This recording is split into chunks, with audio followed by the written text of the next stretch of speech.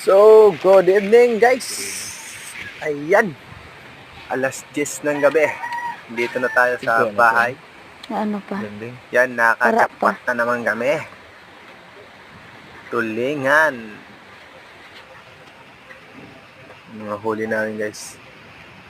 Meron pa kaming 3 ugsod. Batangin.